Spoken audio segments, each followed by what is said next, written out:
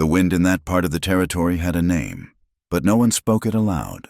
They called it the dust devil's breath, the widow maker, or simply, the eternal sigh of a thirsty god. It was a constant presence, a sculptor of landscapes and faces.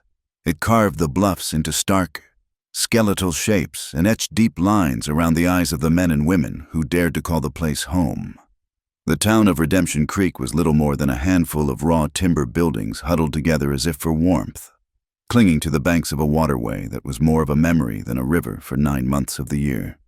Dust, fine as ground meal, settled on everything: the rims of coffee cups, the pages of the preacher's Bible, the lashes of sleeping children.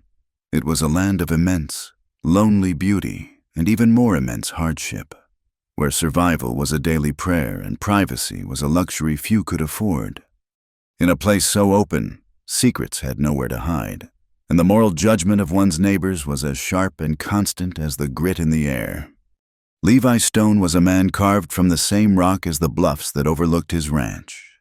He was tall and quiet, with hands calloused from work and eyes that held the patient, watchful stillness of someone who spent more time with the sky and the soil than with other people. He had come west a decade prior, built his homestead with his own 2 hands, and worked his land until it gave up a modest living. The townsfolk of Redemption Creek respected him. He was honest in his dealings, steady in a crisis, and never failed to lend a hand when it was needed. But their respect was tinged with a quiet, persistent pity. Levi was alone. At 35, he had no wife, no children, no kin to speak of. His cabin was neat but empty, a place that held the echo of a solitary existence. He was a good man, they'd say over a beer at the saloon, but a lonesome one. It wasn't natural. That loneliness felt heavier on days like today, standing in the small, wind-scoured cemetery on the edge of town. They were burying Josiah Cole, a man who had been neither widely liked nor particularly mourned. But death demanded its rituals. A horse, spooked by a rattler, had thrown him against a rock outcropping. It was a common enough end. Levi, along with 3 other men, had taken his turn with the shovel, the rhythmic scrape and thud of digging a grim counterpoint to the preacher's droning words. The dry earth fought them, resisting the intrusion of another failed dream. Levi leaned on his shovel, his gaze drifting over the small cluster of settlers. He saw the usual faces: Martha, the storekeeper's wife, dabbing at her dry eyes with a handkerchief; Sheriff Brody, his hat held respectfully over his chest, his face a mask of official sorrow. Then his eyes found her. She stood apart from the others, near a gnarled, leafless juniper tree that seemed to mirror the defiance in her posture. It was Lena, Josiah's widow. She was not dressed for mourning. She wore a man's canvas trousers, tucked into worn leather boots, and a simple linen shirt. A rifle was strapped to her back, its presence as natural and unsettling as the hawk circling high overhead. Her hair, the color of dark honey, was pulled back in a severe braid that did nothing to soften the sharp angles of her face. She was not weeping. Her jaw was set, her gaze fixed on the raw earth of the open grave. But there was no grief in her eyes. There was only a hard, unyielding emptiness. While the other women huddled together, whispering their condolences and sharing their somber duties, not a single person approached Lena. She was an island, isolated by a sea of unspoken condemnation. The wind whipped a loose strand of hair across her cheek, and she did not bother to brush it away. She simply stood there, a solitary sentinel at her own husband's burial, and waited for it to be over. Levi watched her, a strange and unfamiliar stirring in his chest. It was not pity, not in the way the town pitied him. It was something else, a flicker of recognition for a loneliness that was fiercer and more profound than his own. The whispers began before the last shovelful of dirt had settled on Josiah's coffin. Word spread through Redemption Creek like a prairie fire. Lena Cole had not shed a single tear. She had refused Martha's offer of a hot meal and a place to sit. When the preacher had tried to offer a comforting verse, she had turned her back on him. The town, in its collective memory, began to reshape the story of the Coles. Josiah had always been a hard man, quick to anger, his voice a lash, his eyes holding a jealous fire that made other men step carefully around him. He drank too much and laughed too little, but a man's flaws were often buried with him, smoothed over by the solemnity of death. A wife, however, was expected to perform her grief. It was her duty. Lena's refusal was seen as an affront, a violation of the natural order. "She has no heart," Martha declared at the general store, her voice low but carrying. "To stand there like stone while her husband is laid to rest, it is unnatural." "He was a mean drunk. Martha, you know that," the blacksmith countered, though without much conviction. "Mean or not, he was her husband. She took a vow. The woman is damaged goods." Another voice chimed in, and the phrase stuck. Damaged. It clung to Lena's name, a brand more permanent than any mark on cattle. She was a woman who had failed at the most fundamental task set before her, to be a proper wife, and now, a proper widow. She was outside the circle of their sympathy, an outcast by her own unfeeling hand. A few days later, Levi was riding back from checking his north fence line when he saw a figure at the edge of town, near the gully where Josiah Cole had crashed his wagon. The wreckage was still there, splintered wood and a broken wheel testament to a violent end. It was Lena. She was moving among the debris, her back to the road, pulling items from a broken crate and stuffing them into a burlap sack. She was scavenging, picking through the remnants of a life she had shared in name only. Levi reined in his horse, the creak of the saddle leather loud in the quiet air. He dismounted and walked toward her, his step slow and deliberate so as not to startle her. "Mrs. Cole," he said, his voice even. She spun around, her hand instinctively going to the hilt of a knife sheathed at her belt. Her eyes, a startling shade of green flecked with gold, were wary, like a cornered animal's. She looked tired, thinner than she had at the funeral, with dark circles smudged beneath her eyes. "My name is Levi Stone," he said, stopping a respectful distance away. "I saw you from the road. I thought you might need some help." He gestured to the heavy sack and the remaining clutter. "I have a wagon at my place. I could bring it down, help you haul this wherever you are headed." Her eyes narrowed with suspicion. She had lived in a world where help from a man always came with a price, a ledger of debts to be paid in ways that left a woman hollowed out. "I do not need your help," she said, her voice rough, unused. "It is no trouble," Levi insisted, keeping his tone mild. "It is a long walk to anywhere from here, and that sack looks heavy." "I said I can manage," she snapped, her anger a shield. She turned her back on him, yanking a folded blanket from beneath a piece of the broken wagon frame with such force that a cloud of dust billowed up around her. Levi stood his ground. He was not a man easily deterred by pride or anger. He dealt with stubborn livestock and unforgiving weather every day. "The offer stands," he said simply. He started to turn away, figuring he had done what he could, when a sudden shift in the air made him pause. The relentless wind, which had been blowing steadily from the west, died down to an unnerving stillness. The sky, which had been a pale, washed-out blue, was darkening to the color of a bruise along the horizon. A low, distant rumble echoed across the plains. "A storm is coming," Levi said, his voice taking on a new urgency. "A bad one, by the looks of it. You do not want to be caught out in the open." Lena glanced at the sky, a flicker of uncertainty crossing her face for the first time. The clouds were churning now, building into a monstrous, churning wall that was swallowing the prairie. The air grew thick and heavy, charged with a strange, electric energy. "My ranch is just over that rise," Levi said, pointing. "Less than a mile. You can take shelter in my barn until it passes. Your things will be safe there." She hesitated, her pride warring with the primal fear that the approaching storm inspired. She looked at her meager collection of salvaged goods, then back at the terrifying sky. The first gust of wind hit them, cold and violent, whipping her hair across her face and nearly tearing the sack from her grasp. Another rumble of thunder, closer this time, cracked like a whip. Levi did not wait for her answer. He walked over, gently but firmly took the heavy sack from her hand, and slung it over his shoulder. "Come on," he said, his voice leaving no room for argument. "The horses are already getting spooked." She stared at him for a long moment, her defiant mask cracking just enough to show the exhaustion beneath. With a curt, angry nod, she finally relented.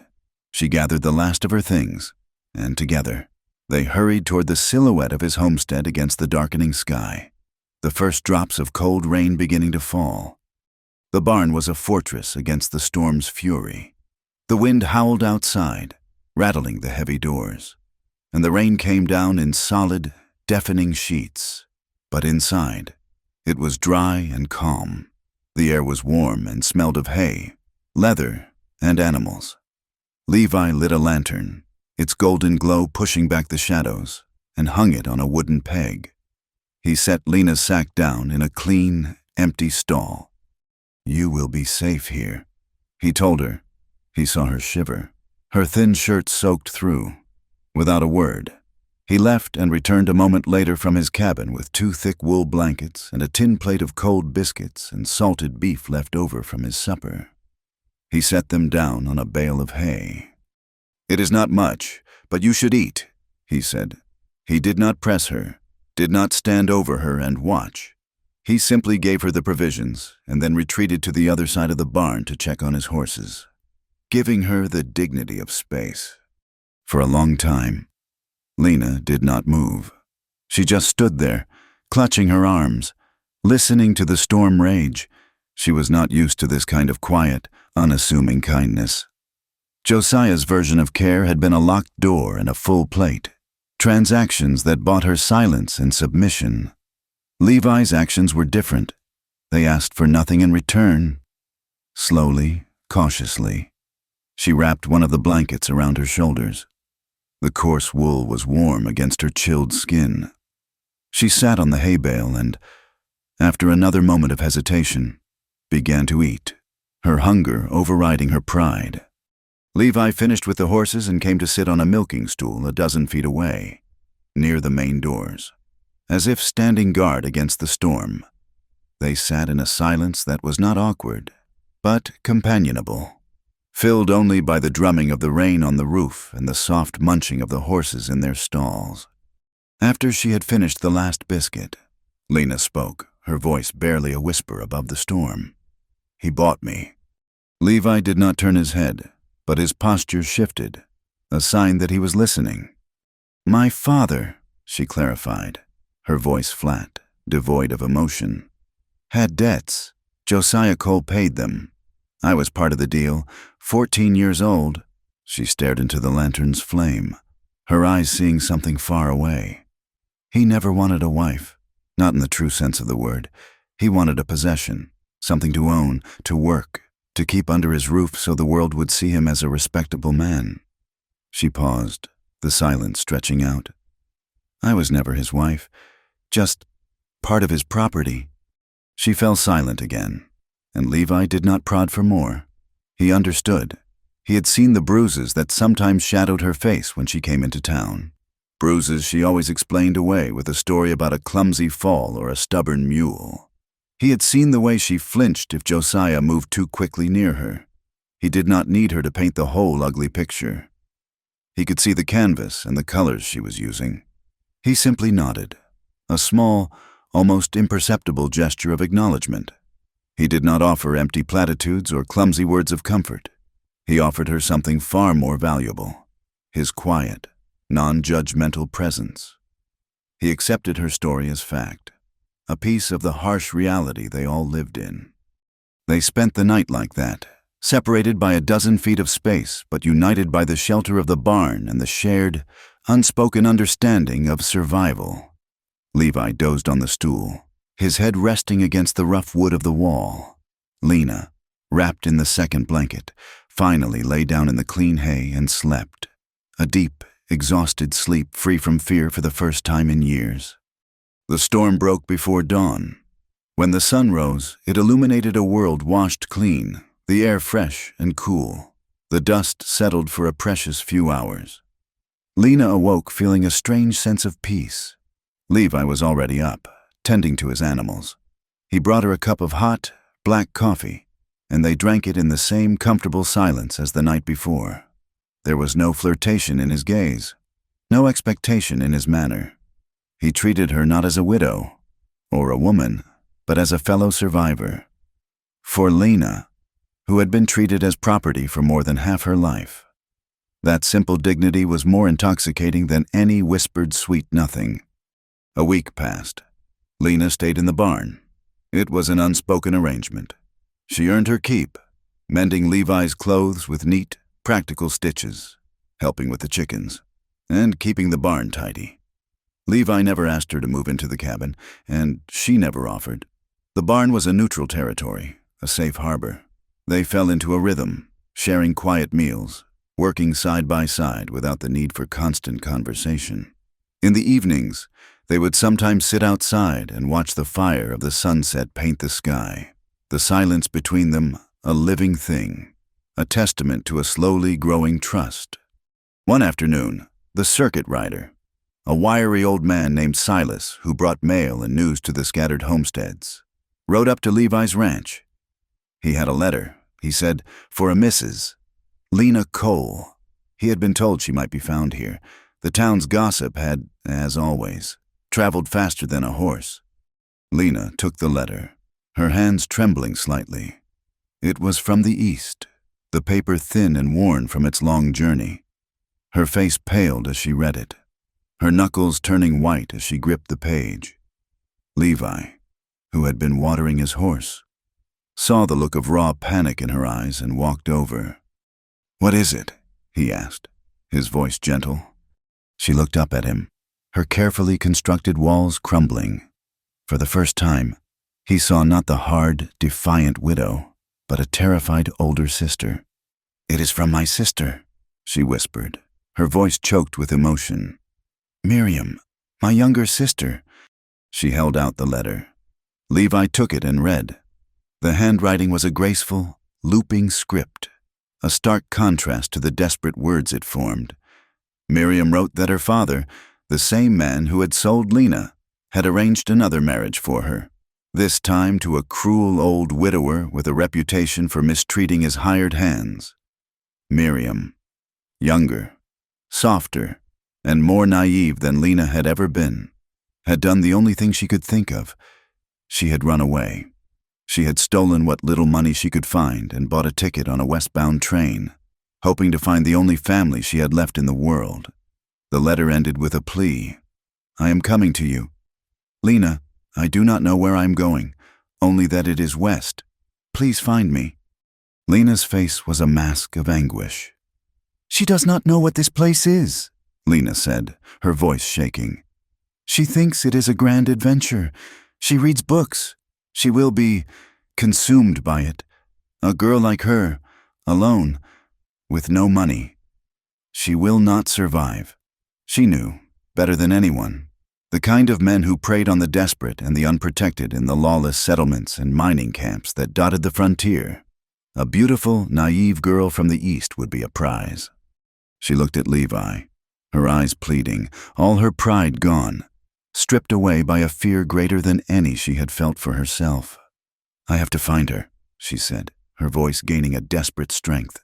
"I do not have a horse that can make a long journey. I do not have enough money for supplies, but I have to go." She took a deep breath, the words catching in her throat as she forced them out. "Mr. Stone, Levi, I am asking you, will you help me? Will you ride with me to find her?" Levi looked at her, at the raw terror and fierce love in her eyes. He saw the sister who would brave any danger for the girl she had left behind. He saw the woman who had endured a living hell and come out the other side with her spirit bent but not broken. And in that moment, his lonesome, quiet world shifted on its axis.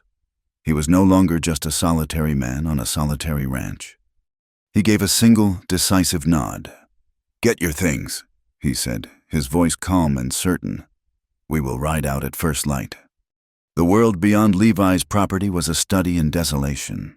They rode east, chasing the railroad lines, the terrain shifting from the familiar, rolling prairie to a cracked, alkaline flatland that shimmered with heat and false promises of water. The sun was a hammer, beating down on them from a sky the color of bleached bone. For days, they spoke little, conserving their energy, their communication reduced to a language of gestures and shared glances. It was a partnership forged in necessity, silent and efficient. Levi watched Lena. He had seen her hardness, the shell she presented to the world in Redemption Creek. Out here, that shell was a tool for survival. She moved with an economy of motion, never wasting a step or a drop of water. She could read the land like a book, pointing out the treacherous patches of loose shale or the faint game trails that might lead to a hidden spring. She never complained about the heat, the grit of the sand that got into their food, or the saddle sores that must have been plaguing her as much as they were him. She was, in many ways, tougher than any man he had ever known. But he also began to see the cracks in her armor. One afternoon, a sandstorm descended on them with terrifying speed, a roiling wall of brown that turned day into a suffocating twilight. They scrambled for the shelter of a rock outcropping, huddling together with the horses, their bandanas pulled up over their faces. As the wind shrieked around them, a sound like a soul being torn from its body. Levi felt a tremor run through Lena. He glanced at her and saw, in the faint, dusty light, that her eyes were squeezed shut, her knuckles white where she gripped the saddle horn. It was not the practical caution of a seasoned survivor. It was a deeper, more primal fear. It was the terror of a person who had felt helpless before, trapped by a force far greater than herself. Without thinking, he shifted slightly, his shoulder pressing against hers, a small, solid point of contact in the roaring chaos. She did not pull away. They stayed like that until the storm passed, a silent acknowledgement of a shared vulnerability. Days later, they nearly lost a horse, a rattlesnake, coiled in the shade of a sagebrush, struck out as they passed. The mare screamed, rearing in pain, while Levi held the terrified animal steady. Lena, without a moment's hesitation, drew her knife, lanced the wound, and began to suck out the venom, spitting the poison onto the dry earth. Her face was grim, her actions swift and sure, but when it was over, and the horse was safe, Levi saw her hands were shaking. He saw the profound exhaustion in her eyes, the immense toll that her relentless strength took on her. This woman had been forced to be strong for so long that she had forgotten how to be anything else. The fragility was not in her actions, but in the deep, hidden well of weariness from which she drew her resilience. They followed rumors, whispers picked up in dusty outposts and temporary railhead towns. A girl from the east, pretty, alone, asking for her sister. The trail was faint, confused by the countless other stories of desperate people moving west.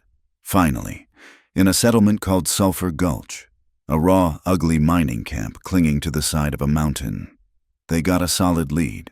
A bartender, his eyes averted, described a girl who fit Miriam's description.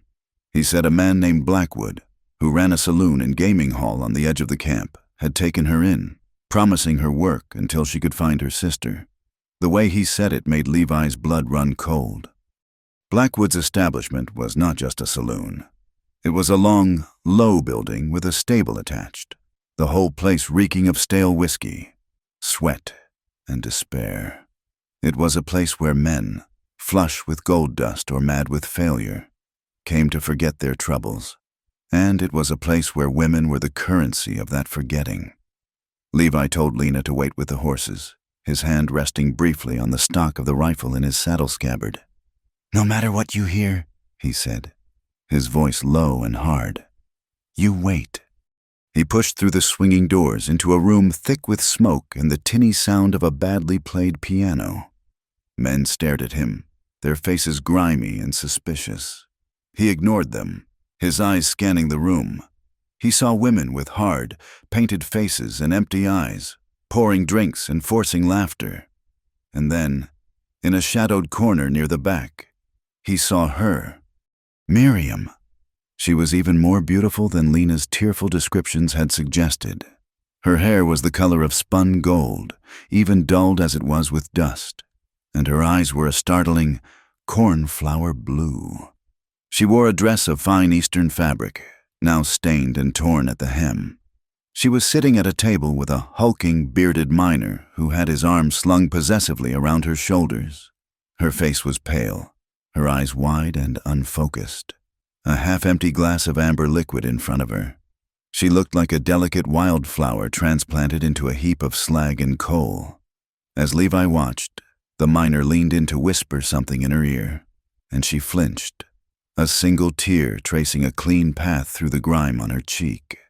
A man with slicked-back hair and a fancy vest, his smile showing too many teeth, approached Levi. "Looking for something, friend?"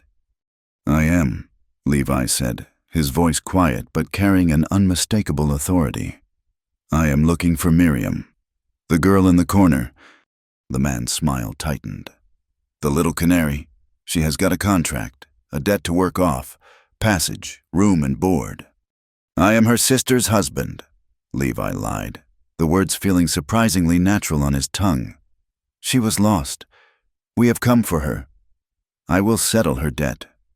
The man, Blackwood, laughed. "Is that so? Well, her debt is considerable, and this gentleman," he gestured to the miner, "has already made a down payment on her time this evening."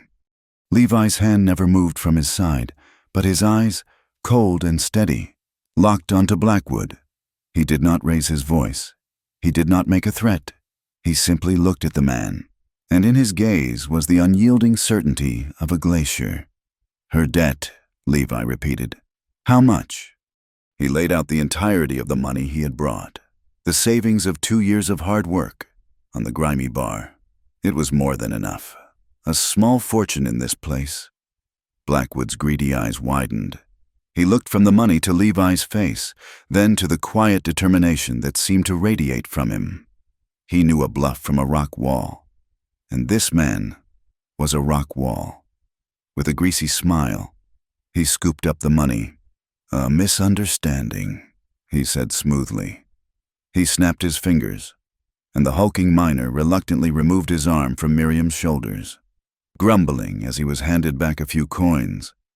Levi walked to the table and gently touched Miriam's arm.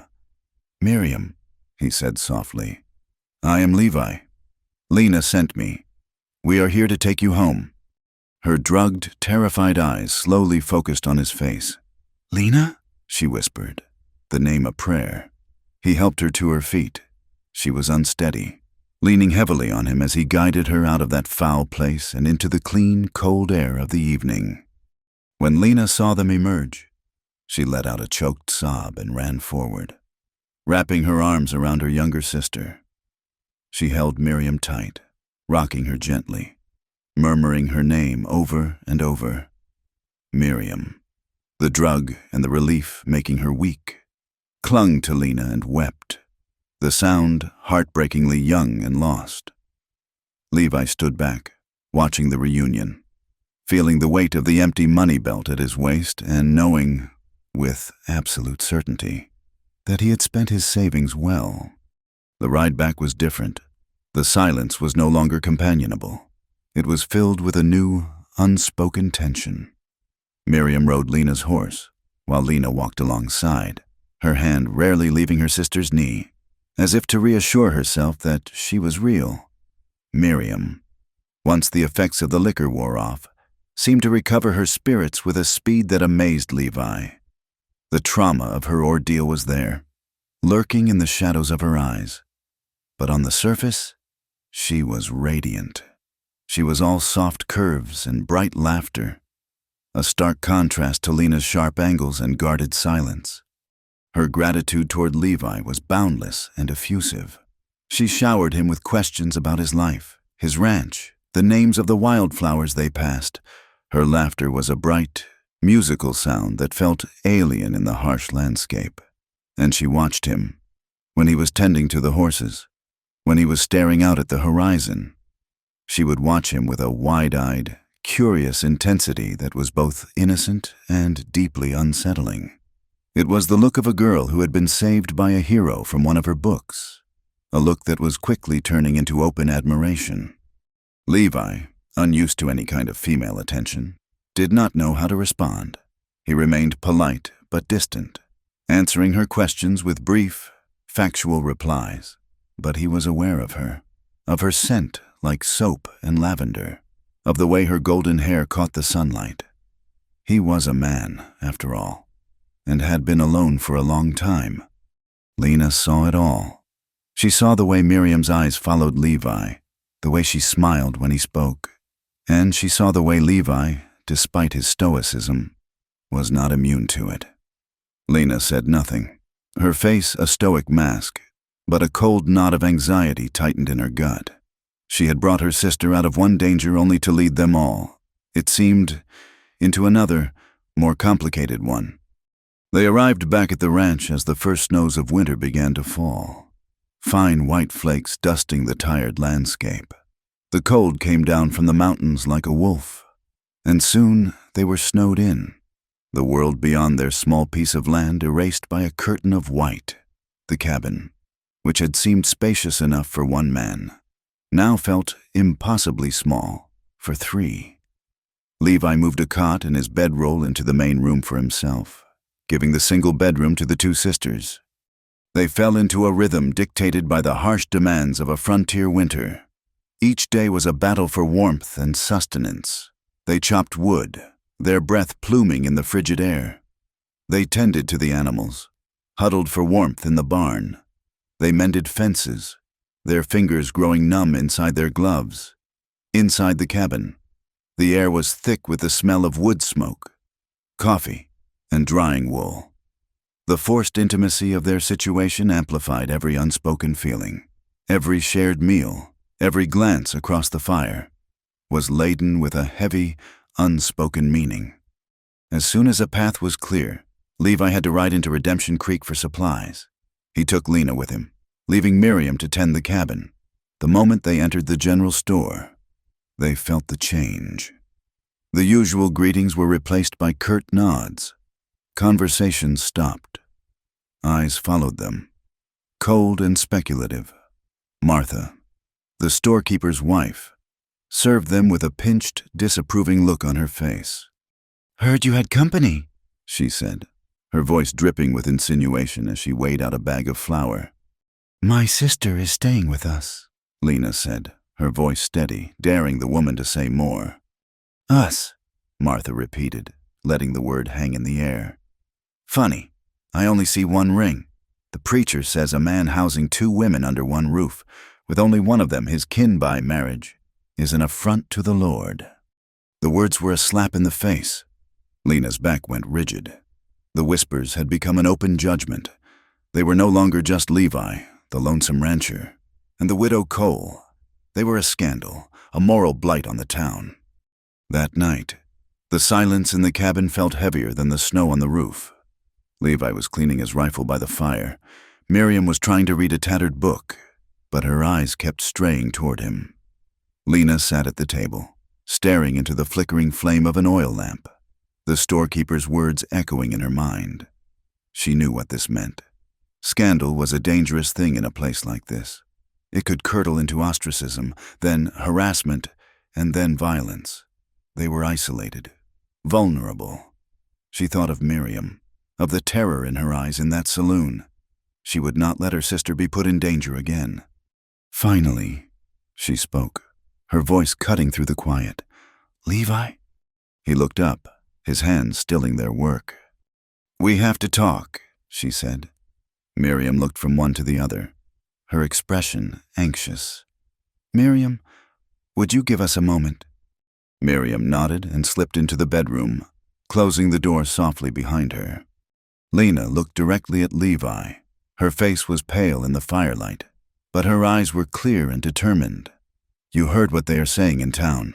You know what they think." He nodded grimly. "I heard." "They will not leave us be," she continued, her voice low and urgent. "They will see what they want to see. A good man does not live with two women who are not his family. They will call us sinners. They might petition the sheriff. They could try to run us off your land. Or worse, they could try to take Miriam, to save her. Levi set his rifle aside.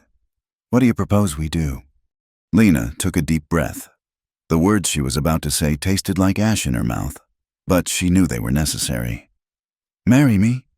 Levi stared at her, his expression unreadable. Not for love, she said quickly, a faint, bitter smile touching her lips. Not for any of that, for protection.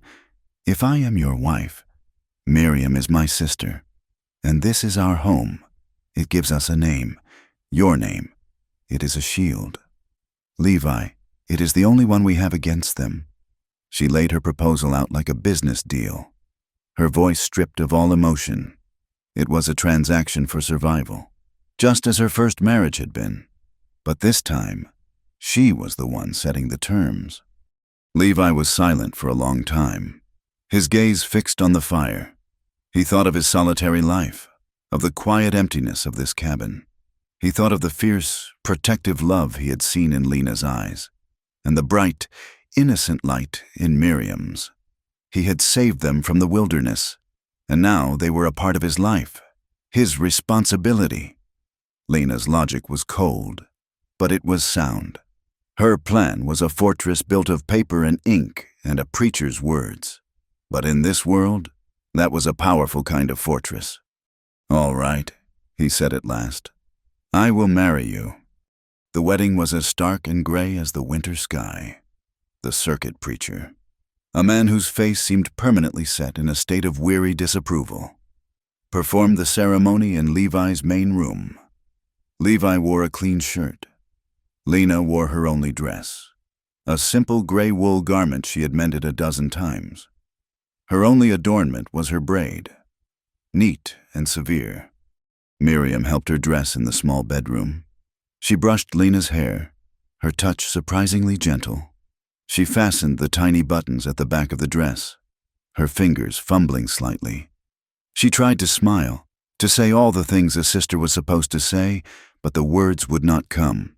Her smiles were brittle things that did not reach her eyes. Her silence was a scream of heartbreak. As she smoothed the collar of Lena's dress, her eyes met her sister's in the small, cracked mirror on the wall. For a single, shattering moment, they looked at each other with a complete and devastating understanding. Then Miriam looked away, her face pale. The ceremony was over in minutes. Levi's signature on the document was firm and clear. Lena's was hesitant, spidery. The preacher accepted his payment and left without another word, eager to be away from the house of scandal. They were man and wife. A piece of paper said so. That night, after a silent supper, Levi walked Lena to the bedroom door. The room had been his. Now it was hers. "Good night, Lena," he said, his voice quiet. He started to turn away, toward his cot by the fire. "Levi," she said, her voice stopping him. He turned back. "This is your room," she said, not a question, but a statement. He shook his head. "A name on a piece of paper does not buy a person. Lena, I told you I would protect you. This is me doing it." He gave her a small, sad smile. "Good night." He turned and walked away, leaving her standing alone in the doorway of her new room, in her new life. Later, long after the fire had burned down to glowing embers, Levi lay awake on his cot, staring at the ceiling. The cabin was silent save for the moan of the wind outside. He heard a floorboard creak. A figure emerged from the shadows of the bedroom, a pale silhouette against the faint, blue-white light coming through the snow-covered window. It was Miriam. She was barefoot, wearing only her thin nightgown. In her hands, she carried a thick wool blanket. She moved without a sound, like a ghost, and knelt beside his cot. She gently draped the blanket over him, her fingers brushing against his shoulder. The touch was electric, a spark of warmth in the cold, silent room. She leaned close, her breath warm against his ear, her hair brushing his cheek. She whispered, her voice so soft it was barely more than a sigh. "You should not be cold on your wedding night." Her words were a torrent of unspoken things, longing, confusion, gratitude, and a sorrow so deep it made his own heart ache. For a long moment, he did not move. He could smell the clean scent of her skin, feel the warmth of her body so close to his. Then, with a will that cost him more than all the money he had paid to Blackwood, he reached up and gently took her hand. "You will catch your death of cold, Miriam," he said, his own voice raspy. "Go back to bed." He felt her tremble. She squeezed his hand once, a desperate, fleeting gesture, then pulled away. She rose and slipped back into the darkness of the bedroom as silently as she had come. Levi lay there, the warmth of the blanket covering him, a deeper chill settling in his bones. He had done the right thing. He had married one sister to protect them both and sent the other back to her bed. But the air in the cabin had changed.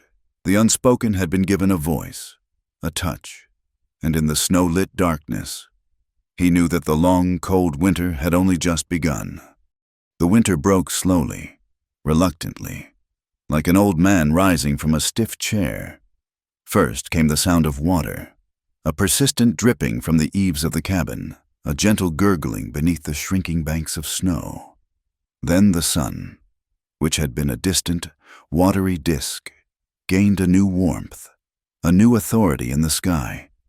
The hard, frozen earth softened, releasing the scent of damp soil and the promise of life. With the thaw came work, a relentless, back-breaking series of tasks that Levi had always faced alone. But this year, he was not alone. In the long, laborious days of spring, a new kind of marriage was forged between Levi and Lena, one made not of vows and soft words, but of shared sweat and calloused hands. They worked side by side from sunup to sundown, their movements falling into a seamless, unspoken rhythm. He would guide the plow, his shoulders straining against the weight, and she would follow behind, breaking up the stubborn clods of earth with a hoe, her face set in grim concentration. They did not speak of the arrangement that bound them, of the piece of paper that made them man and wife. They did not need to. Their partnership was written in the neat rows of the vegetable garden they planted, in the solid new posts of the corral fence they repaired, in the way they could pass a hammer or a length of rope to one another without a word, each knowing what the other needed before they asked. There was a quiet warmth that grew between them, a comfort born of mutual respect. Sometimes, when a piece of equipment broke, they would argue, their voices sharp with the frustration of the task. But the arguments never lingered. They were disagreements between equals, and they always ended with a shared solution. On rare occasions, Levi would see a flicker of something other than hardness in her eyes. He made a clumsy repair on a broken axe handle one afternoon, and she looked at his handiwork, a dry, rasping sound escaping her throat. It took him a moment to realize she was laughing. The sound was rusty, as if from long disuse, but it was genuine, and it made something in his chest feel lighter than it had in years. They were partners. They were a team. They were, in every practical sense of the word, husband and wife. But for every inch closer, Levi and Lena grew. A mile of distance seemed to open up around Miriam. The hard, physical labor that forged a bond between the other two left her isolated. She was not built for it. Her hands, soft and pale, blistered easily. Her attempts to help in the field were more of a hindrance than a help. She was a creature of the indoors, of books and needlepoint, a delicate flower in a world of rock and thistle. As she watched Levi and Lena work together, a seamless unit against the vast landscape, her initial gratitude began to curdle into a bitter, lonely jealousy. She became a ghost in the small cabin, her presence marked by a heavy silence and a palpable sense of longing. Then, the silence gave way to a more desperate strategy. She began to flirt with Levi openly, her actions no longer veiled by innocent gratitude. She would bring him a dipper of cool water in the field, her fingers brushing against his as he took it, her eyes holding his a moment too long. She would wait for him on the porch at the end of the day, her hair brushed and shining, a bright smile on her face that was meant only for him. She would compliment his strength, her voice soft and admiring, always when Lena was just out of earshot. Levi felt it like a constant, low-grade fever. He was a simple man, and these currents of unspoken emotion were a language he did not understand. He felt the pull of Miriam's youth and beauty, a pull that shamed him with its intensity. She was light and warmth and everything his life had lacked. But Lena was his wife. She was the steady, solid earth beneath his feet. He was bound to her by a promise. And more than that, by a deep and abiding respect that felt more real than Miriam's fluttering glances. He tried to be gentle with Miriam, to deflect her attentions without hurting her, but it was like trying to cup water in his hands. Lena noticed everything. She saw the way Miriam's dress was always clean when Levi was expected back, the way she saved the best piece of bread for him, the way her sister's gaze followed him with a desperate, hungry light. Lena said nothing. She simply watched, her green eyes missing no detail, her face an unreadable mask. A quiet, familiar ache settled in her heart. She had spent a lifetime watching men want things they could not or should not have, and she recognized the dangerous pattern unfolding under her own roof. The breaking point came one evening in late spring. The sky was streaked with violet and rose, and the air was sweet with the smell of new grass. Levi was coming back from the barn when he heard a sound, the choked, desperate sound of someone trying to cry without being heard. He found Miriam huddled behind the water trough, her face buried in her hands, her slight shoulders shaking. He knelt beside her, his large hand hovering uncertainly over her back. "Miriam, what is it? What is wrong?" She looked up, her lovely face streaked with tears, her blue eyes swimming with misery. "It is all my fault," she sobbed. "I have ruined everything." "That is not true," he said softly, his voice full of a frustrated tenderness. "Nothing is ruined." "It is," she insisted, her words tumbling out in a rush of long-suppressed pain. "When you came for me, when you saved me, I thought you were a hero, like in the stories. And when you brought me here, I saw the way you looked at Lena, the way you cared for her. I thought you were just being noble. I thought you married her to protect her. Yes, but also so you could be near me. So you could have a reason to keep me here, to keep me safe, until—" She trailed off, unable to speak the foolish, romantic conclusion she had drawn. Levi was stunned into silence. Her confession was so profoundly naive, so deeply rooted in a world of fantasy, that he did not know how to respond. He saw with a sickening clarity that she had built an entire story in her head, with him as the gallant knight and her as the maiden to be won. A story in which Lena was merely a convenient plot point. "Miriam," he began, his voice rough with emotion. "It is not like that. Lena, she is my wife." "But you do not love her," Miriam cried, her eyes pleading with him to confirm her fantasy. "You sleep by the fire. You do not touch her. I have seen it. You did all this for me, did you not?" The painful, complicated truth was that he felt something for them both. He felt a deep, grounding respect for Lena, a bond of shared survival that was as strong as iron. And he felt a dizzying, confusing attraction to Miriam, a longing for the light and softness she represented. His feelings were a tangled mess, and he had no words to explain them to this heartbroken girl, let alone to himself. He reached out, meaning only to comfort her, and pulled her into a clumsy, brotherly embrace. "It is not that simple," he murmured into her hair. She clung to him, sobbing against his chest, her small body trembling. And it was in that moment, with Miriam in his arms and his heart a knot of confusion, that Lena came around the corner of the barn.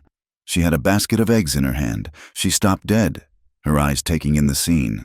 She saw her sister weeping in her husband's arms. She saw the way he held her, his face full of a pained tenderness he never showed to her. She did not gasp. Her expression did not change. She simply looked at them for a long, silent moment, the basket of eggs held steady in her hand. Then, she turned without a word and walked back toward the cabin. A moment later, Miriam, feeling Lena's unseen presence, or perhaps just sensing the shift in Levi, pulled away from him and, with a final, choked sob, ran in the opposite direction, disappearing into the twilight. That night, Levi found Lena's things gone from the bedroom. Her spare dress, her brush, the worn book she sometimes read. He found her in the barn, making a bed for herself in the clean hay of an empty stall. The same stall where she had taken shelter from the storm on their first night. "What are you doing?" he asked, his voice tight. She did not look at him, her movements methodical as she spread a blanket over the hay. "I am sleeping here." "This is foolishness. Lena, your place is in the cabin." Finally, she stopped and turned to face him. Her face was calm, her eyes clear, but there was a new, unbreachable distance in them. "I will not be a fool. Levi," she said, her voice quiet but unyielding. "I have played that part before. I will not do it again." "I do not understand," he said, and it was the honest truth. "It is simple," she said, her gaze steady. "I told you once that my first husband wanted a wife in name only. He wanted the appearance of a respectable life to show the world. I will not live that lie again. I will not share a roof if you will not share a heart." "What does that mean?" he asked, his voice raw with frustration. "What heart? What do you want from me?" She looked at him, a flicker of something like pity in her eyes. "That is for you to figure out," she said, and turned back to her task. The conversation, as far as she was concerned, finished. The next 2 days were an exercise in silent misery. The three of them moved around each other in the small space of the homestead like ghosts, the air thick with unspoken words. Miriam was pale and withdrawn, her eyes red-rimmed and full of shame. Levi was tormented by guilt and confusion. And Lena was a fortress of silence, her presence a constant, quiet reproach. On the third morning, Miriam was gone. On the kitchen table was a hastily scrawled note. "I am sorry. I cannot stay and cause you more pain. I will be fine. Do not follow me. M." One of the older, gentler horses was also missing from the corral. A cold dread seized Levi. "Fool girl," he muttered, crumpling the note in his fist. He turned to Lena, who was standing in the doorway, a rifle already in her hand. Her face was a grim, determined mask. All the distance of the past few days had vanished, replaced by a singular, urgent purpose. "Which way would she have gone?" Lena asked, her voice sharp and practical. "The East Trail," Levi said, already moving toward the barn to saddle their 2 fastest horses. "Toward the stagecoach line. She thinks she can get away." They rode hard, their shared purpose erasing all the tension between them. Lena rode like a part of the horse, her eyes scanning the trail, her focus absolute. Levi felt a surge of admiration for her. In a crisis, she shed all her pain and pride and became pure, unwavering strength. They found the tracks 2 hours out, and they also found other tracks. 2 sets of shod horses, riders who had been moving fast, bandits, vultures who preyed on solitary travelers. Levi's blood ran cold. They spurred their horses on, their pace now frantic. They heard her scream before they saw her. They broke through a line of cottonwoods into a small clearing and saw it. Miriam's horse was tied to a tree. 2 filthy, bearded men had dragged her from the saddle. One was holding her arms pinned behind her back while the other was tearing at the collar of her dress. Miriam was fighting, kicking and screaming, her face a mask of pure terror. There was no time for a plan. There was only instinct. As Levi drew his pistol, a rifle shot cracked beside him, deafeningly loud. The man holding Miriam grunted, a look of shocked surprise on his face, and then collapsed to the ground, a dark stain spreading across his chest. Lena, her face like stone, was already working the lever on her rifle, chambering another round. The second man, stunned, let go of Miriam and drew his own gun. Levi was already off his horse, firing as he moved.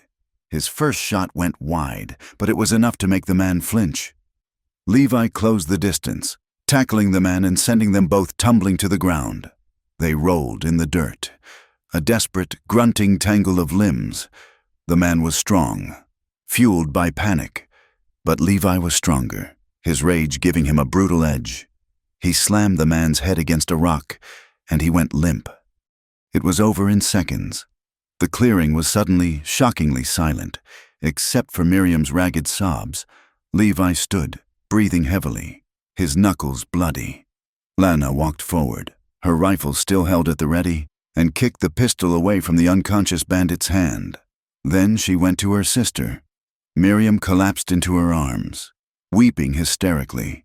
Lena just held her, her hand stroking Miriam's tangled hair, her eyes scanning the clearing, still watchful, still the protector.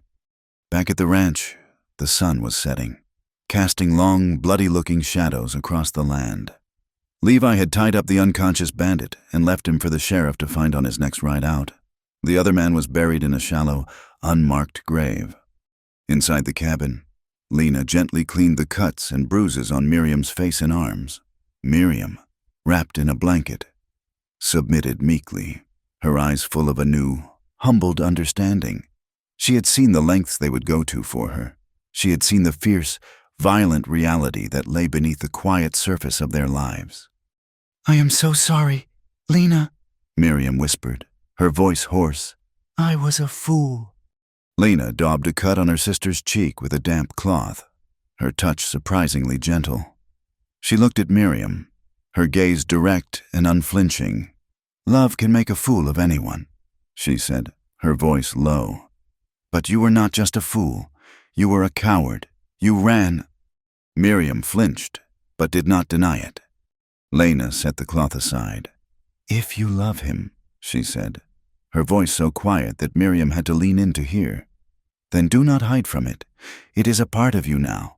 But do not lie to yourself either. Do not pretend it is some simple story. This life, what we are, it is not simple. Loving a man like him is not simple. Be honest, Miriam, at least with yourself." That night, a chill set into Miriam's bones. The shock and the cold from the trail brought on a fever. By midnight, she was shaking violently, her teeth chattering, her skin alternating between fiery hot and icy cold. Lena piled blankets on her, but it was not enough. "She needs warmth," Lena said, her voice tight with worry, standing beside the bed where her sister tossed and turned. "A steady warmth, or the fever could take her." She looked at Levi. Her eyes held no jealousy, no anger, only a stark, pragmatic plea. He understood what she was asking, what she was giving him permission to do. He went to the bed and lay down on top of the blankets, his back to Miriam, but her shaking was too violent. After a moment, he slipped under the covers and carefully pulled her against him, wrapping his arms around her trembling body. She was burning hot, but shivering uncontrollably. In her delirium, she turned and clung to him, her face pressing into his chest, her small hands clutching his shirt. He did not push her away. He held her steady, offering the solid, living heat of his own body as an anchor against the fever's storm. From the open doorway, Lena watched. The firelight cast flickering shadows on the wall, playing across her face. She stood perfectly still, a silent sentinel in the night.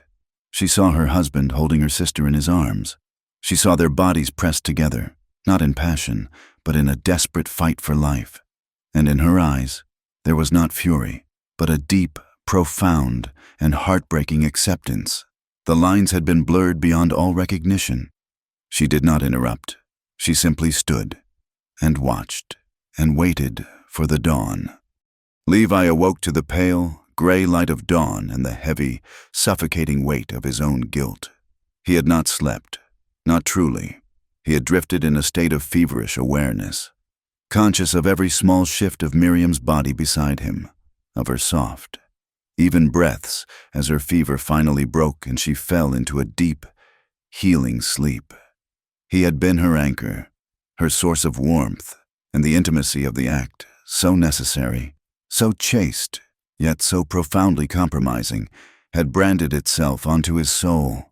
He slipped from the bed before she stirred, the blankets retaining the shared heat of their bodies. The air in the cabin felt thick, unbreathable. The morning meal was a silent ordeal.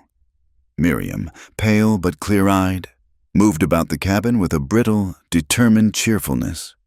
She acted as if nothing had happened, as if she had not shivered in his arms all night, as if the entire household had not been completely upended. She spoke of the weather, of a patch of early wildflowers she had seen, her voice unnaturally bright. It was a performance, a desperate attempt to stitch their shattered world back together with the flimsy thread of pretend normalcy. Lena, on the other hand, had wrapped herself in a cloak of impenetrable silence. She moved with a quiet, deliberate efficiency, her face a blank canvas. She avoided looking at either of them, her eyes fixed on her tasks, stoking the fire, kneading the dough for the day's bread.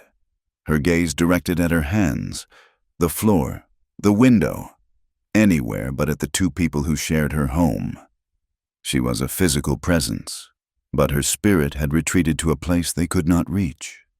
The space between the three of them was a chasm, a silent, gaping wound that no one dared to acknowledge. A week later, on a trip into Redemption Creek for salt and lamp oil, the town's simmering judgment boiled over. A new preacher had arrived, a traveling man named Reverend Gideon Blackwood, whose piety was as sharp and narrow as his face.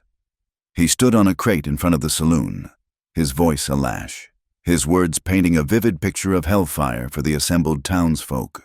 Levi and Lena, leading their pack mule, had to pass directly in front of him. "And the Lord abhors the unnatural household," the preacher thundered, his bony finger pointing not quite at them, but at the sky above their heads, making the condemnation feel both divine and personal. "He sees the serpent of sin coiled beneath a man's roof, where two women lie in the shadow of wickedness. He sees the degradation, the moral filth that stains a community and invites the wrath of a righteous God." He did not need to use their names. Every eye in the small crowd turned to them. The whispers ceased. The air grew heavy with a collective, righteous scorn. A man standing near the blacksmith shop turned his head and spat a brown stream of tobacco juice into the dust at Levy's feet. Martha, the storekeeper's wife, who was listening from her doorway, made a great show of pulling her shawl tighter and turning her back on them. The hostility was no longer a whisper. It was a wall, solid and menacing. Levi met their stares, his face grim, his jaw set. Lena stared straight ahead, her expression unchanged, as if she were walking through a storm of invisible hornets, refusing to give them the satisfaction of a flinch. They bought their supplies in silence and left as quickly as they could. The ride back to the ranch was quiet, the preacher's venomous words hanging in the air between them. When they arrived, they found the first tangible evidence of the town's hatred. The word sinners had been painted in large, crude letters of red paint across the barn door. Below it, someone had scrawled a more vicious, specific insult. The corral fence had been kicked in, two of the posts splintered and broken. Miriam saw it first. She let out a small, terrified cry and ran into the cabin, slamming the door behind her. Levi stared at the vandalized door, a muscle twitching in his jaw. A slow, cold anger began to build in him, an anger that was all the more dangerous for its quietness. He said nothing. He simply dismounted, retrieved his tools, and began the laborious task of repairing the fence, his movements precise and methodical, each hammer blow a release of his contained fury. Lena watched him for a moment, then went to the pack mule and began to unload the supplies. She carried them into the cabin, where Miriam was huddled by the cold hearth, weeping. Lena did not go to comfort her. Instead, she walked to the corner where Levi kept his rifles, took one down, and carried it to the table. With a small cloth and a vial of oil, she began to clean the weapon, her actions as steady and deliberate as Levi's hammer blows outside. She was not panicking. She was preparing. Miriam's terror was the fear of a victim. Levi's anger was the fury of a man defending his territory. Lena's actions were something else entirely. The calm, deadly resolve of a soldier getting ready for a war she knew was coming. Later that evening, after Miriam had cried herself to sleep, Levi was sitting on the porch, staring out at the darkening landscape. The repaired fence was a dark line in the twilight. The obscene words on the barn had been scrubbed away, but their ghost remained. A faint, angry stain on the wood. Lena came out and stood beside him, leaning against a porch post. For a long time, neither of them spoke. "This will not be the end of it," she said finally, her voice low. "I know," he answered. She was quiet for another moment, gathering her thoughts. "I know what you are feeling. Levi," she said, her voice soft but clear, cutting through his turmoil. He turned to look at her, but she was staring out at the horizon. "And I know what she feels." He opened his mouth to deny it, to offer some empty protest, but the words died in his throat. There was no point in lying to this woman. She saw things too clearly. "I was sold into my first marriage," she continued, her voice flat, recounting a fact, not a tragedy. "There was no love in it, only duty and fear. I know what it is to live without it, and I know what it is to see it in front of you and be unable to reach it." She finally turned her head, her green eyes meeting his in the gloom. "I will not beg for a love that is not mine to have, but I will not stand in the way of it. Either, whatever is in your heart. Levi, do not let fear of the town or fear of hurting me make you a liar. I have had enough lies for one lifetime." Before he could process her words, before he could begin to grasp the enormity of what she was offering him, she turned and went back inside, leaving him alone with his confusion and the silent judgment of the stars. The next day, the sky turned a bruised, angry purple. The wind began to howl, a low, mournful sound that grew into a frantic shriek, a late-season storm, more violent than any they had endured during the winter, swept down from the mountains and trapped them. Rain came down in blinding sheets, turning the world outside the windows into a gray, watery blur. The creek rose, flooding the low pasture. They were prisoners in the small cabin, the three of them, with nothing but the roar of the storm and the deafening weight of their own emotions for company. For 2 days, they coexisted in a state of strained civility. They performed their chores, ate their meals, and retreated into their own private worlds of silence. The cabin, which had once felt like a sanctuary, now felt like a cage. The air was thick with unspoken resentments, with shame and longing and a grief so profound it had no name. The storm outside was a pale reflection of the tempest inside those 4 walls. On the 3rd night, the storm reached its peak. The wind rattled the window panes, and the rain beat against the roof like a frantic drum. Levi was out in the barn, checking on a section of the roof that had begun to leak, leaving the 2 sisters alone in the main room. The only light came from a single candle on the table, its flame dancing and sputtering in the drafts, casting long, monstrous shadows on the walls. Miriam sat hunched on a small stool by the hearth, staring into the fire. She had barely spoken a word in 2 days. Lena was mending a tear in one of Levi's shirts, her needle moving with a steady, relentless rhythm. The silence stretched between them, taut and fragile. Finally, it broke. A single choked sob escaped Miriam's lips, then another. She buried her face in her hands, her whole body shaking with a misery that was no longer possible to contain. Lena put down her sewing. She did not move from her chair, but her eyes, soft in the candlelight, rested on her sister. "Say it, Miriam," she said, her voice quiet. Miriam looked up, her face a mess of tears and shame. "I am a wicked person, Lena," she whispered, her voice cracking. I have brought nothing but sin and trouble to this house, to you. After everything you have done for me, I have tried to steal your husband." "He is not a piece of property to be stolen," Lena said, her voice even. "He is a man." "But he is your husband, and I love him. I do not want to, but I do. It is a sin. I know it is. The preacher was right." Lena was silent for a long moment. She rose from her chair, walked over to her sister, and knelt on the hearth. She reached out and took Miriam's trembling hand in her own. Her hand was calloused and strong. Miriam's was soft and small. "Listen to me," Lena said, her voice intense, compelling. "The world outside this door, the world of preachers and gossiping women, will tell you that you are a sinner.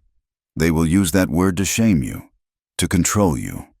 I lived under that shame for years. I was Josiah's wife, but I felt nothing for him but fear, and that made me feel like a sinner. I felt relief when he died, and that made me feel like a sinner. Do not let them give you their words for what is in your heart." She squeezed Miriam's hand. "Look at me. What we feel is not the sin. The sin is a world that takes a girl and sells her. The sin is a man who thinks a wife is something he owns. The sin is a town that would rather see 2 women cast out and destroyed than see them cared for." Her eyes shone with a fierce, protective light. "Levi is not a sin. He is a man, a good, kind man, in a world that has shown us very little of either. And we are not wrong to want that kindness. We are not wrong to want to feel safe. We are not wrong to love the person who gives us that." Miriam stared at her sister, her tears slowing. She saw not a rival, not a wronged wife, but an ally, a survivor. She saw a love that was bigger and more complicated than she had ever imagined. She leaned forward and rested her head on Lena's shoulder. And for the first time since she had arrived, she felt the shame begin to wash away, replaced by a fragile, tentative hope. The cabin door opened, letting in a gust of wind and rain. Levi stood there, soaked to the skin, his face grim from his work in the barn. He stopped when he saw them. The 2 sisters kneeling by the fire, holding hands, their faces illuminated by the flickering candlelight. He saw the tears on Miriam's face, the fierce resolve in Lena's. He saw that something had shifted between them, that some new and powerful alliance had been formed in his absence. Lena stood, pulling Miriam gently to her feet. They stood together, facing him, a united front. "Levi," Lena said, her voice clear and strong above the sound of the storm. "We need to stop pretending." He looked from her face to Miriam's, his heart beginning to pound in his chest. "Miriam and I have spoken," Lena continued. "We have spoken the truth. Now it is your turn." She took a step forward, her eyes locking with his.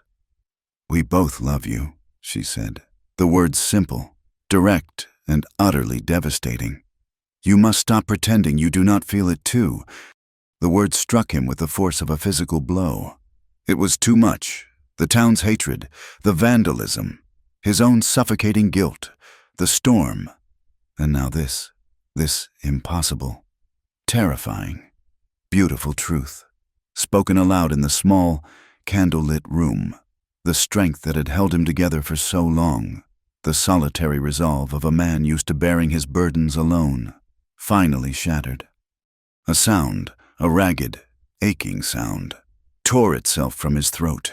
His face crumpled. The years of loneliness, of unspoken longing, of a life lived in shades of gray, overwhelmed him. He stumbled to a chair and sank into it, burying his face in his hands, his broad shoulders shaking with the force of his silent, racking sobs. Lena and Miriam came to him. They did not speak. Lena knelt on one side of his chair, Miriam on the other. Lena placed a hand on his back, a firm, steady pressure. Miriam reached out and timidly touched his arm. They did not offer platitudes or comfort. They simply stayed with him, sharing the immense, crushing weight of it all. They sat together in the storm-lashed cabin, 3 broken, lonely people, and in the shared silence, surrounded by the warmth of the fire and the chaos of the storm, they began to feel the first tentative stirrings of something whole. Later that night, the storm had quieted to a steady, gentle drumming on the roof. The fire had burned down to a bed of glowing, orange embers. The cot by the fire was empty. In the bedroom, in the wide bed that had once been Levi's alone, the 3 of them lay together. Levi was in the middle. Lena lay on one side, Miriam on the other. There was no lust in the air, no heat of passion. There was only a profound, exhausted, and deeply peaceful longing. It was the longing for warmth in a cold world, the longing for an anchor in a storm. Miriam, her last tear shed, reached out a hand, and her fingers found his, on his other side. Lena shifted, her shoulder pressing against his. He could feel the warmth of their bodies, hear the soft, even sound of their breathing as they slowly drifted towards sleep. He lay there, staring up into the darkness. A woman he respected on one side and a woman he desired on the other, their fingers intertwined, their shoulders touching. The world outside remained cruel, the future uncertain. But inside the cabin, in the quiet darkness, something true and real and terrifying had finally begun. The quiet that settled over the homestead after the storm was not peace.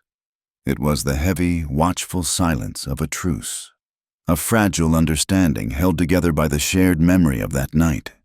They moved with a new awareness of each other, a tenderness that was as terrifying as it was profound. The lines between them had been erased. Lena was his wife. Miriam was her sister. And Levi was the man who stood in the center of their small, impossible world. But the world outside their fences had not changed its mind. It had only hardened its heart. The whispers in Redemption Creek, fueled by Reverend Blackwood's fiery sermons, solidified into a formal complaint. A petition was drawn up, its preamble thick with words like moral filth, unnatural cohabitation, and spiritual contagion.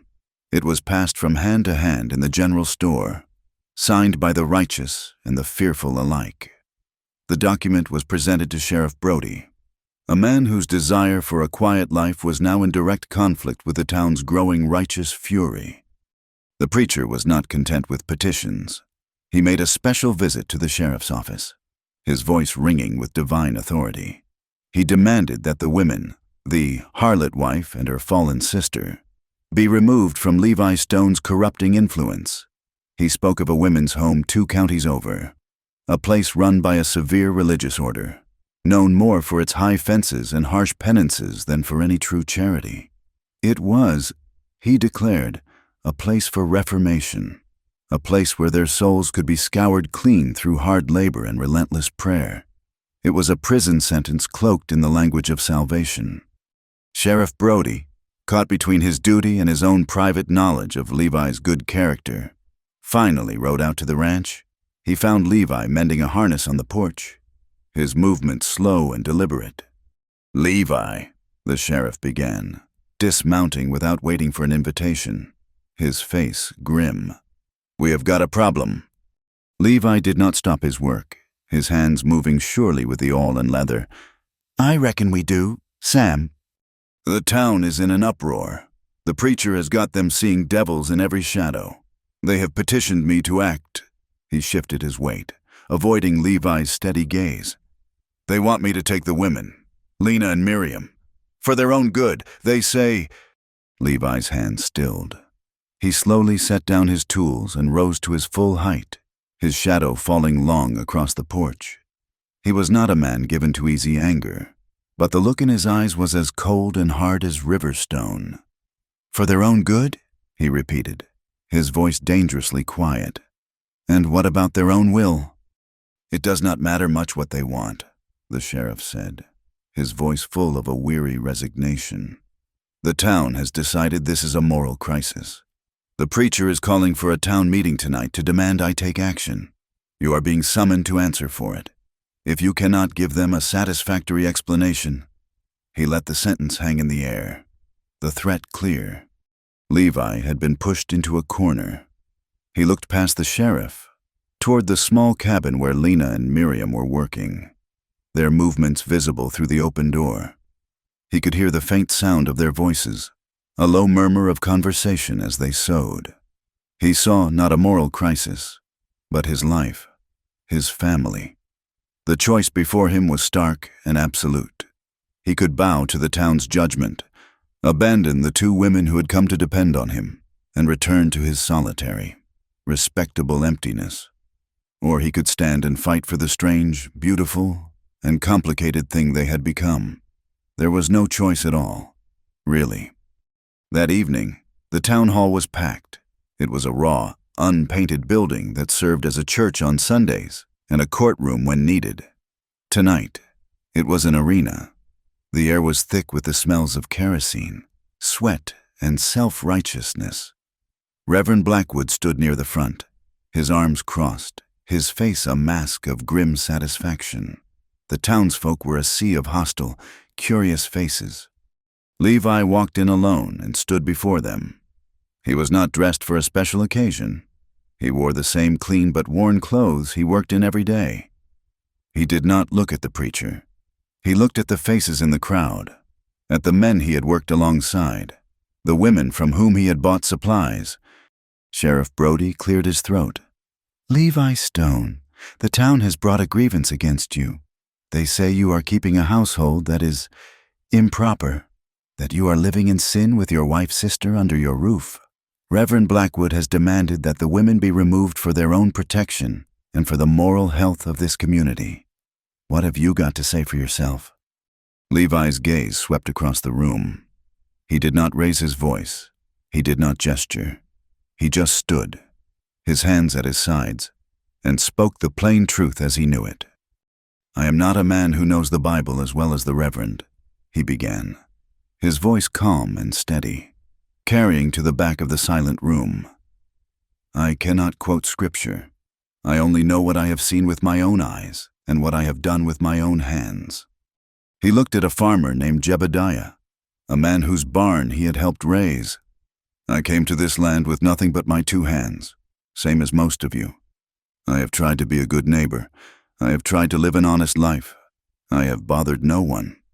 His eyes moved on, finding Martha, the storekeeper's wife. "You all know Lena. You knew her husband, Josiah. You know he was a hard man. You know he bought her from her father, a man who saw his own daughter as nothing more than livestock to be sold. She was abandoned by her own kin into a life of misery. Was there a petition then to save her? Was there a town meeting to demand she be protected?" A murmur went through the crowd. Some men shifted their feet, looking at the floor. "And you have heard of her sister, Miriam," Levi continued, his voice gaining a quiet power. "She ran from the same fate. She came west alone, a child with nothing, looking for the only family she had left. She was found by men who would have used her and thrown her away. I brought her here, to this house, because it was the only safe place for her to go. She was abandoned by her father, preyed upon by strangers. Where was the town's concern for her then?" He let the questions settle, the silence deepening. He finally turned his gaze toward the preacher. "The Reverend speaks of sin. He speaks of moral filth. He wants to take these two women and send them to a place of our formation. I will tell you what I see. I see two women who have been abandoned, sold, and preyed upon by every man they have ever known, from their own father to the strangers on the trail. They came to my door seeking shelter, and I gave it. I gave them my name and my protection because no one else would." He paused, his eyes scanning the faces of the women in the room. "If it is a sin to care for two women who have known nothing but hardship, then I will wear that sin proudly. If it is a moral crime to give a home to two souls abandoned by the world, then I am a criminal. And if it is filth to stand between them and a world that would chew them up and spit them out, then I will gladly live in that filth for the rest of my days." He fell silent. The room was utterly still. The preacher's face was purple with rage, but for a moment he was speechless. Then a strange thing happened. From the back of the room, a woman, the blacksmith's quiet wife, gave a single, sharp nod of her head. It was a small gesture, but in that charged atmosphere, it was a thunderclap. A few other women, their faces etched with the hardships of their own lives, looked at their husbands with a new, questioning light in their eyes. Some of the men stared at the floor, a flush of shame creeping up their necks. They had pitied Levi for his loneliness, but now he stood before them as a protector, a man of quiet, unyielding principle, and it made them feel small. The solid wall of the town's condemnation had developed a crack. The next day, Sheriff Brody summoned the sisters to his office. He questioned them separately. With Lena, he was brief and formal. She answered his questions with a cold, precise dignity that gave him no opening. She was Levi Stone's wife. This was her home. Her sister lived with her. There was nothing more to say. With Miriam, he tried a different tactic. He was fatherly, kind, his voice full of a gentle concern. "Miriam," he said, leaning forward on his desk, "you do not have to be afraid. You are safe here. If this man, if Levi Stone is forcing you to stay, if you are being coerced in any way, you only have to tell me. We will help you. The good people of this town will see you are cared for." He was offering her an escape. He was offering her the role of the victim, the innocent girl corrupted by the sinners she lived with. It was the story the town wanted to hear, the story that would justify their hatred and vindicate their judgment. The Miriam of a few months ago, the girl who lived in stories, would have taken it. But this Miriam was different. She had been tested by fear and fire. She looked the sheriff directly in the eye, her gaze as steady as her sister's. "Sheriff," she said, her voice quiet but firm. "When I came to this territory, I was held down by a man who intended to hurt me for the price of a few coins. I was in a place where my fear was a commodity to be bought and sold. I have known shame." "Sheriff, the kind that makes you want to crawl out of your own skin." She took a deep breath. "This is not it. At Levi's ranch, for the first time in my life, I am not afraid. I am not coerced. I am home." Her refusal to play the part assigned to her left the sheriff with nothing. There was no crime, no victim, only a household that did not fit the town's narrow definition of propriety, legally. His hands were tied. Back at the ranch, a profound change had taken place. The public ordeal had not broken them. It had welded them together. The sisters, especially, had forged a new and powerful bond. They began to work together to transform the stark, masculine cabin into a real home. They rebuilt the section of fence the vandals had broken, their hammers rising and falling in a steady rhythm. They worked together to clear the blockage in the well, their hands brushing as they hauled up buckets of mud and stone. They found old flour sacks and, with thread Miriam had carefully unraveled from a ruined dress, they began to sew curtains for the windows. One afternoon, they sat together on the porch steps, the heat of the day beginning to fade. Lena was methodically braiding Miriam's long, golden hair, her calloused fingers surprisingly deft. The silence between them was easy, comfortable. "Your hands are getting rough," Lena said, her voice neutral. "I know," Miriam replied, a note of pride in her voice. "But they are useful now." They were quiet for another moment. Then Miriam spoke, her voice soft. "When I first came here, I would have hated you." Lena's hands paused for a fraction of a second, then resumed their steady work. "I would have," Miriam insisted. "I was a fool. I saw you as an obstacle, something in the way of a story I had made up in my head." She turned her head slightly, looking back at her sister, her eyes full of a deep, honest emotion. "But now, I thank you for standing first, for being strong when I was weak. You were always the wall, Lena, the one that took the hits so I would not have to. I never understood that until now." She leaned back and gently kissed Lena's cheek. "Thank you." Lena did not reply. She simply finished the braid, her touch firm and gentle, and tied it off with a piece of string. But a warmth spread through her chest. a feeling she had not allowed herself to feel for a very long time. From the doorway of the barn, Levi watched them. He saw the easy intimacy of the moment, the quiet affection that flowed between them. He saw two separate, broken people who had, against all odds, become whole together. He had set out to rescue a woman, and then her sister. He had acted out of a sense of duty, of pity, of a lonely man's desire for connection. But looking at them now, seeing the home they were creating, the bond they shared, he realized with a sudden, throat-tightening clarity that it was he who had been rescued. They were not two women he was protecting. They were his family. The town, however, was not finished with them. Their public defiance had enraged the most fervent of Reverend Blackwood's followers. A few nights later, they were awoken by a frantic, terrified lowing from the barn. Levi threw on his boots and ran outside into a nightmare. The night sky was a sickening orange. Flames were leaping from the roof of the barn. Angry and ravenous. "The cattle!" he yelled. Grabbing a bucket, Lena and Miriam were right behind him, their faces stark with horror in the firelight. They formed a frantic bucket brigade from the well, the water hissing and turning to steam as it hit the burning timbers. The heat was immense, the smoke thick and choking.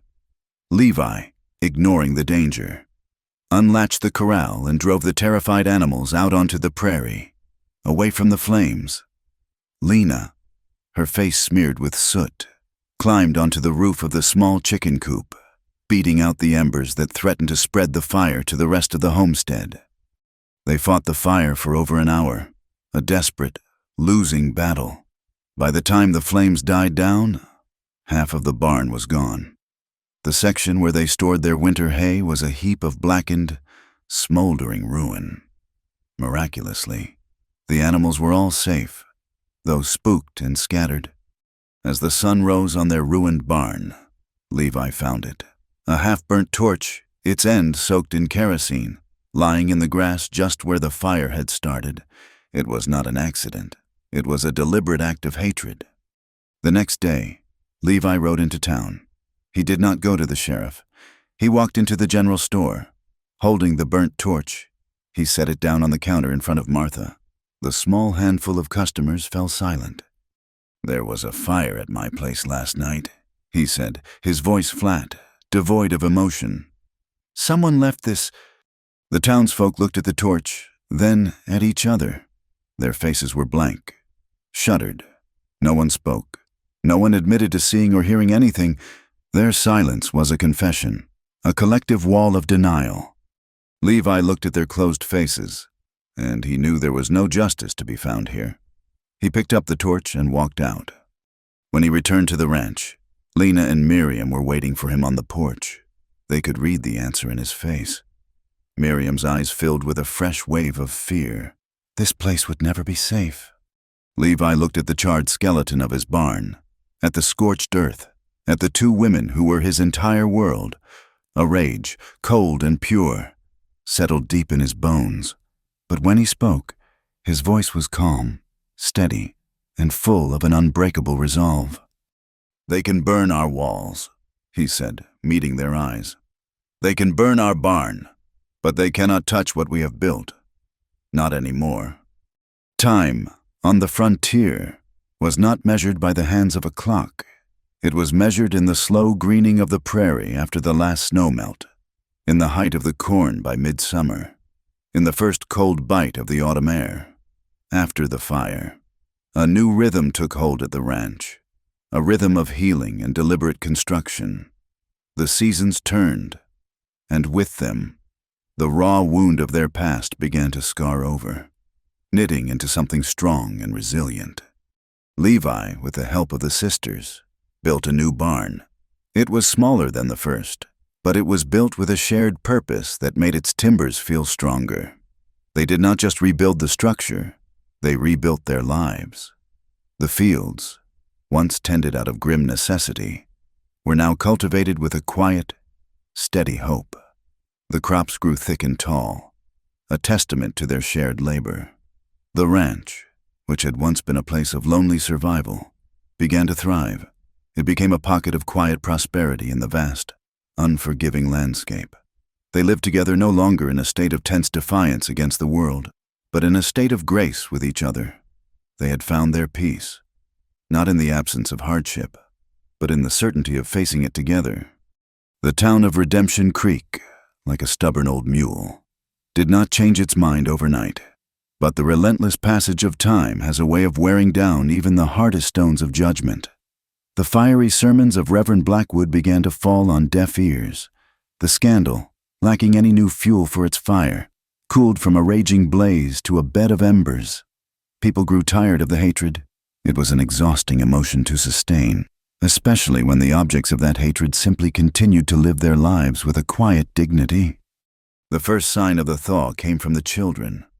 One day, as Lena and Miriam were guiding the mule back from the creek, a group of children playing in the dust stopped and stared. Instead of jeering or running away, one small boy, the blacksmith's youngest son, tentatively raised a hand and waved. Miriam, her face breaking into a radiant smile, waved back. It was a small thing, a child's gesture, but it was a beginning. Then, the women began to come. At first, they came with excuses, their visits cloaked in practicality. The blacksmith's wife, the same woman who had nodded at the town hall meeting, came by asking for Lena's advice on how to treat a horse that had gone lame.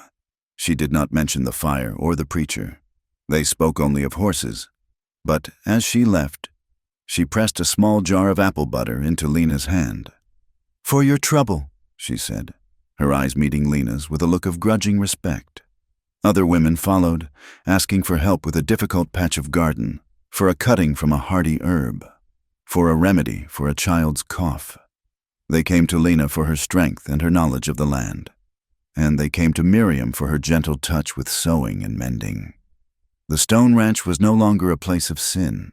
It was becoming a place of quiet competence, a place that worked.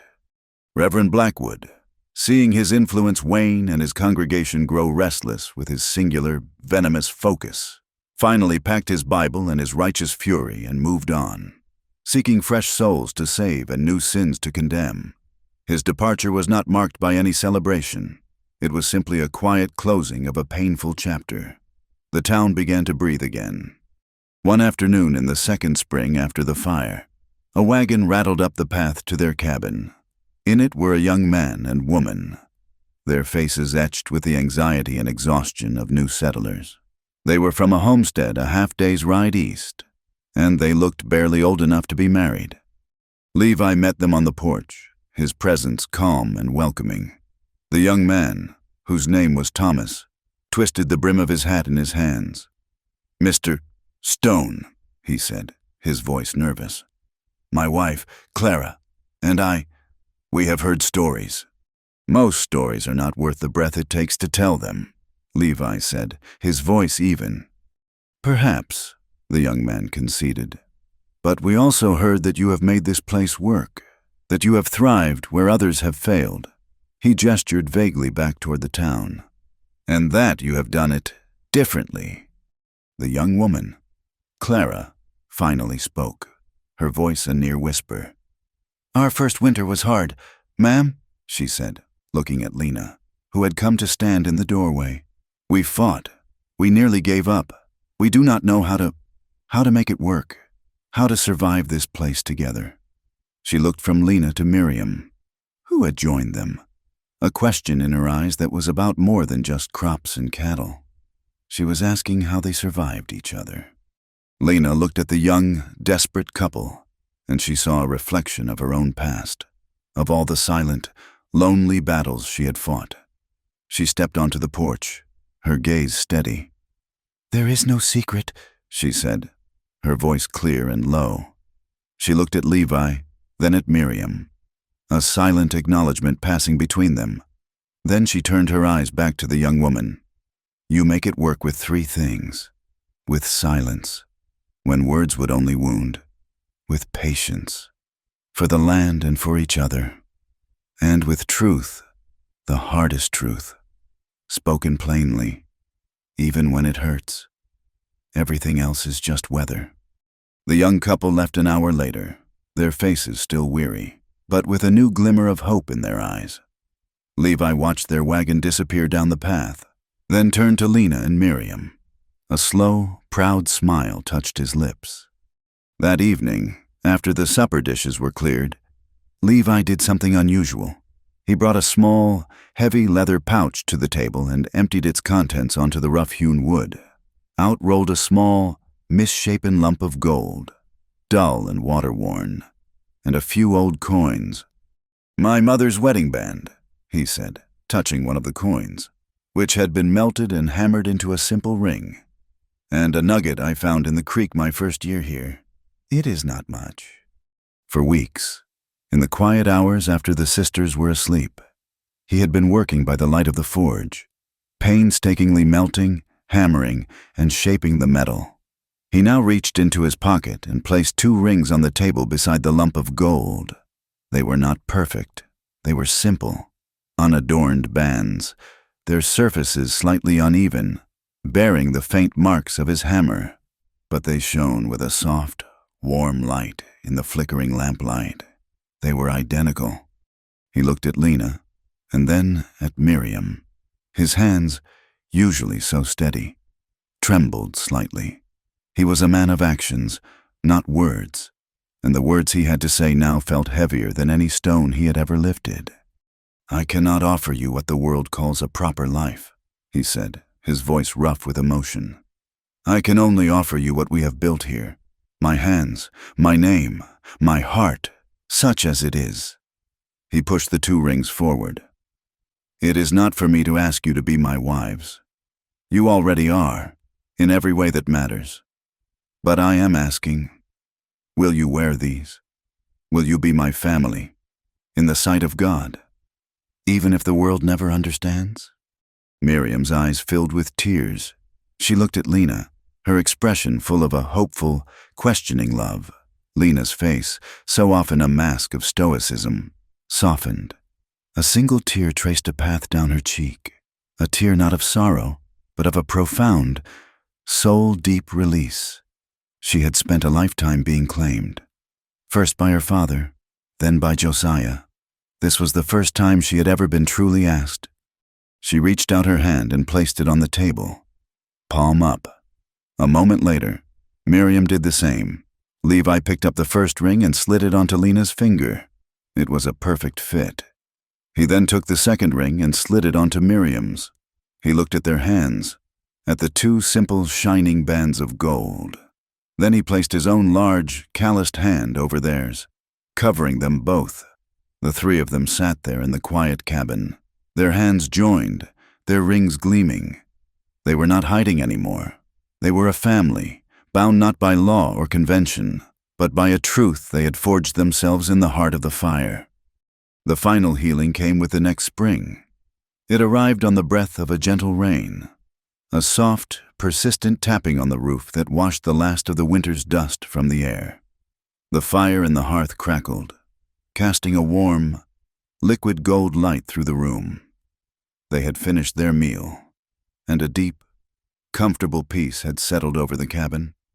Lena rose from her chair and came to stand behind Levi, who was staring into the flames. In the past year, a new tenderness had bloomed in her, like a hardy wildflower pushing its way through rock. The sharp edges of her grief and anger had been worn smooth, revealing a deep well of affection beneath. She placed her hands on his shoulders, her touch warm and sure. Slowly, deliberately, she began to unlace the front of his rough spun shirt. Her movements were not hesitant. They were an invitation, a statement of a love that was long past asking for permission. Levi closed his eyes, his breath catching in his throat. He did not turn. He simply tilted his head back, resting it against her, as Lena's fingers worked the laces. Miriam came to him from the other side. She knelt before him and wrapped her arms around his waist, resting her cheek against his chest. She could feel the strong, steady beat of his heart against her ear. She looked up, her eyes meeting Lena's over Levi's shoulder. In that glance passed a universe of understanding, of shared pain and shared joy. Lena leaned down and kissed him, a soft, lingering kiss full of a quiet, patient love. Then Miriam, rising to her knees, kissed him as well, her kiss full of a bright, fierce adoration. When she pulled back, Lena leaned across him. She looked at her sister, her eyes full of a love that was as deep and true as any she felt for the man between them. And she kissed Miriam, a gentle meeting of lips that sealed their circle, erasing the last shadow of rivalry, the last ghost of jealousy. It was a kiss of peace, of family, of a bond that no man could grant and no world could break. They came together in the warm, flickering light of the fire.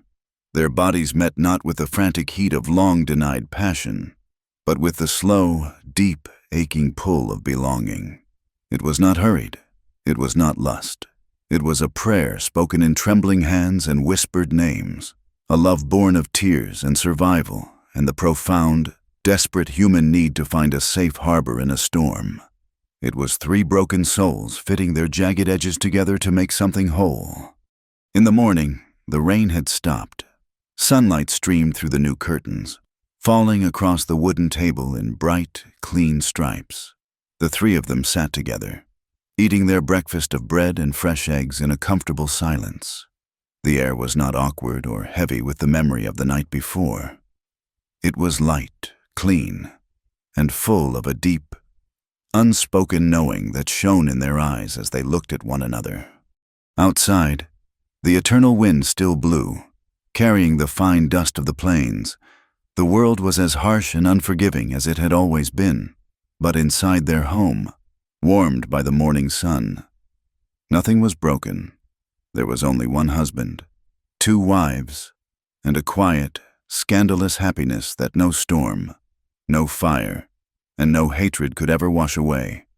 Thank you for listening to our story. Please comment with where you are listening from to connect with others. And we invite you to subscribe to the From Wild West channel and share your thoughts.